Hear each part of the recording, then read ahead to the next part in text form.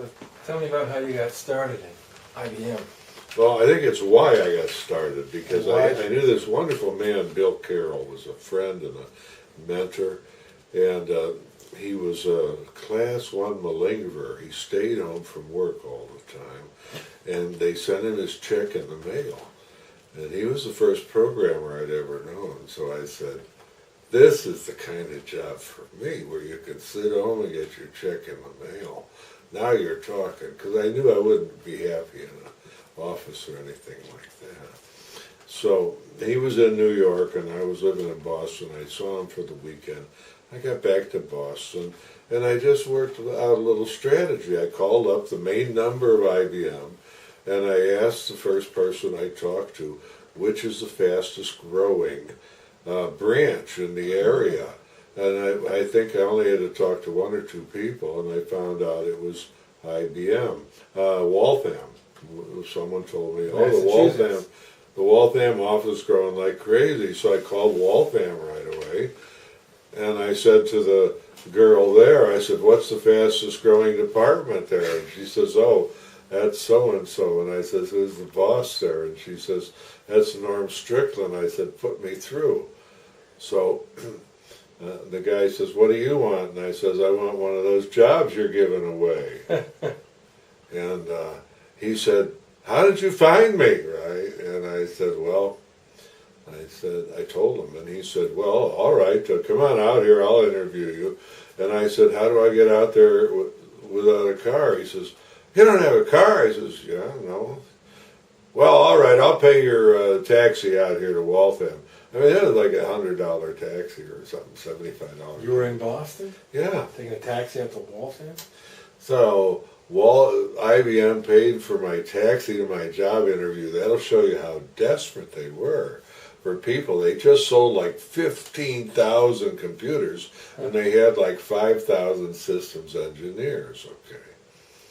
So I go in for the interview, and at one point he says to me, have you ever taken the programmer aptitude test?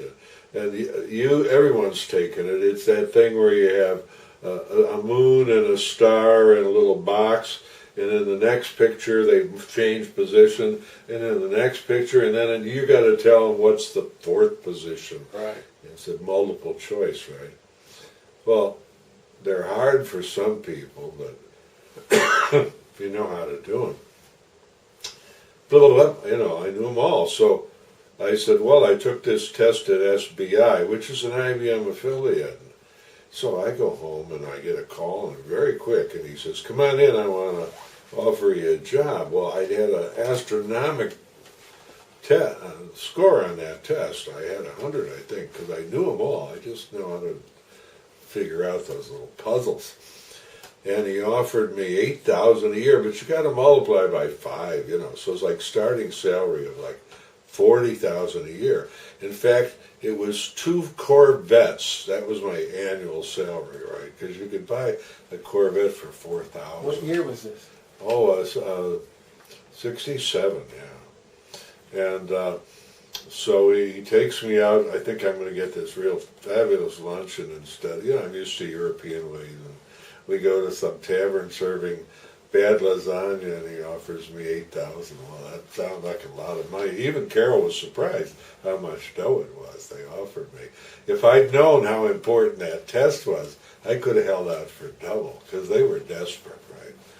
No one to install 15,000 computers. So I show up at Waltham, and they say, sit over there and read those manuals. It's a big shop, you know. Huh.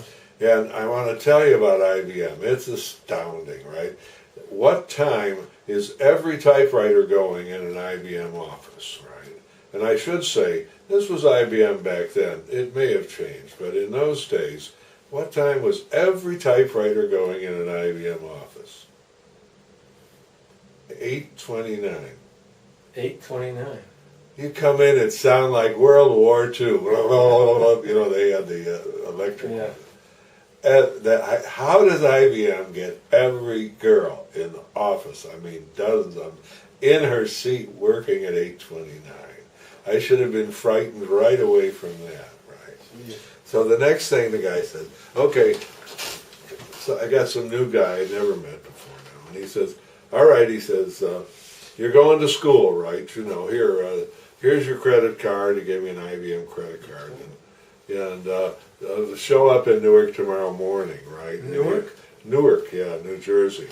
You're going to school for 10 weeks, right? So I said, what are you talking about going to school for 10 weeks? I live right next to the IBM center, IBM Education Center, right downstairs.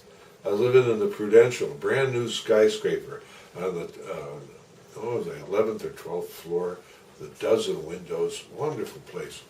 Oh no, I didn't know this, but IBM, they will uproot you. It doesn't matter if you're living in the school. And they lied to me, right? They said there's no free spots in the school over there. That's why you got to go to New Jersey. That's the other thing. They lie like that, you understand, at IBM. So off I go to New Jersey. And it's something, I'll tell you that. First of all, the classroom. First of all, New Jersey. I check into this hotel, the Robert Pick Hotel, right? And it's like, I'm sleeping on a hard sofa, not a bed. It's like a sofa, right, from 1929, kind of automobile upholstery, but harder, okay. And there's two of us in the room, and there's a steam radiator you can't turn off, right. And if you open the window, there's trucks going by with the cutoff open on an elevated freeway right outside the window, you know. All right, so they're going. And that's a key element of this story, because from this night on, I will not sleep, you understand. And then you get up and you go down, if you've slept at all, which I didn't, then you go down to this classroom, no window classrooms, okay. Now, I was warned by Mike Lynch that at Harvard, in the Harvard Business School, when the professor comes into the first class, they freeze you in the seat you're in. That's a Harvard business trick.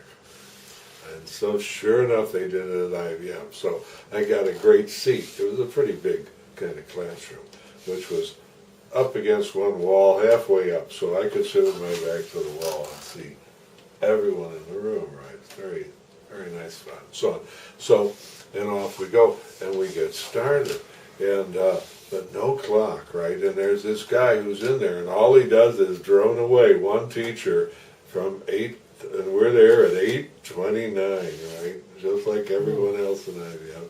And he just drones on till noon, and then we get an hour at the most, maybe half hour. And it's computer fundamentals from Bob, you know, and Jesus, on and on, day after day, and so on. But they give us this. First of all, the class about 30, I guess 35 people at least, yeah. And they give us this propaganda stuff right away.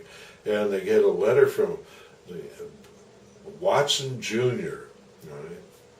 And Thomas Watson Jr., head of IBM, we are looking for wild ducks. And he talks about Ibsen's story about the wild ducks who get too fat and too complacent and they can't fly away, but IBM wants wild ducks, okay, so, and this is very interesting, so right away I know what I am.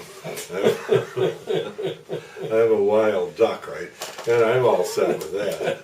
And then asking about whether the second thing is curve or graded on the flat, since I don't know what they mean, I've been out of college for too long. They're all like 22, 23. I'm 30. I'm the old man of the class, right? And I don't know what they're talking about. So I said, I stand up and make a speech against competition. Here I am in the world fucking capital of competition making a speech against competition, right? The first day. Let's just study the stuff and forget about the competition. So I call everybody in the class an asshole, basically, right off the bat. So you can bet I'm Mr. Popular. In fact, the very first day, they put me on the hit list, right? Like, we're going to get him out of here one way or the other. So you were there for 10 weeks? Yeah. And then? Oh, no, but the 10 weeks are key. I mean, first, and again, I can't sleep. And it just, it's like trying to sleep on a freeway just about. And they had the cutouts in New Jersey. They just take the muffler out of the circuit. And wow! And I'm a bed. It's not a bed. I'm just sleeping on a. So I do some research, but I'm acing in the classes, right? I mean, I'm getting great on the technical stuff. I was good at that stuff, so they couldn't quite get rid of me, right away.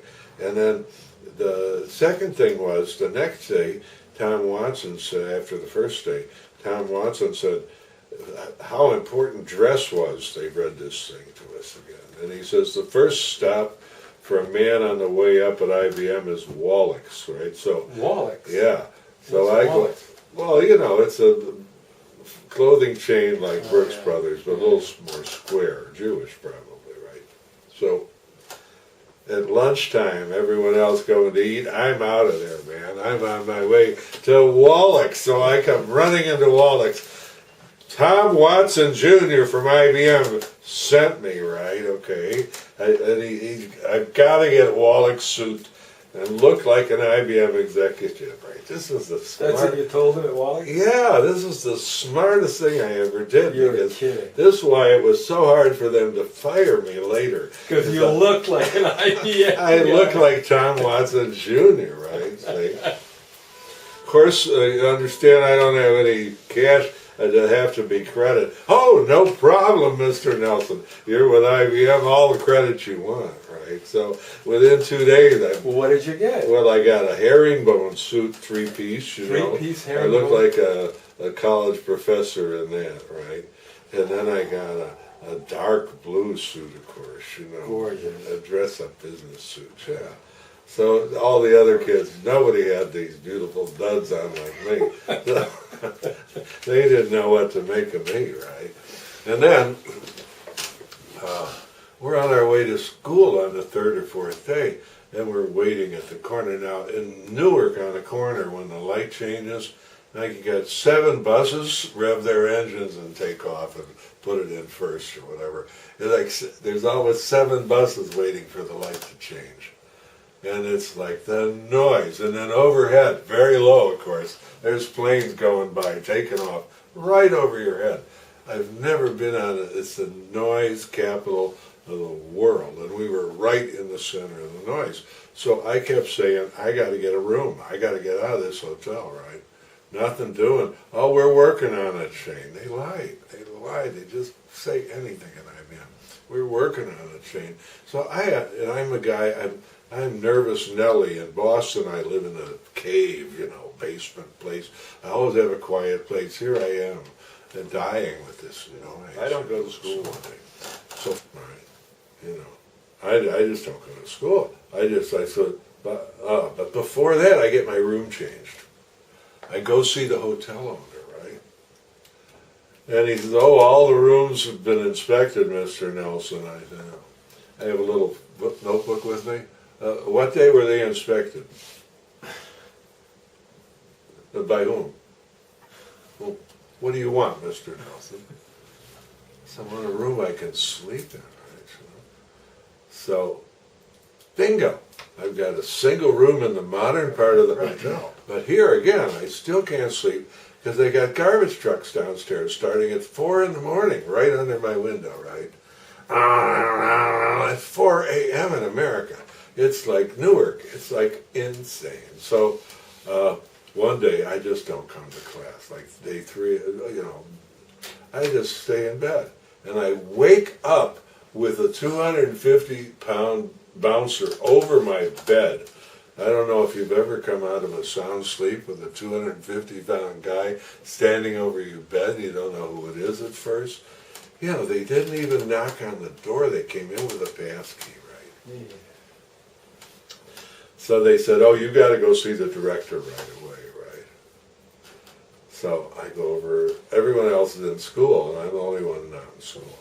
I go see the director. And the director says to me, I tell him the story, and I said, why didn't you let me get a room in the suburb, whatever, blah, blah, blah. And he said, did you ever think of getting sleeping pills, Mr. Nelson? I said, oh, that's a great idea, yeah. And he says, good. He says, we'll get you some sleeping pills. And he says, here, this is the address of our Dr. Goodhart in New York. You go over there right away and see him.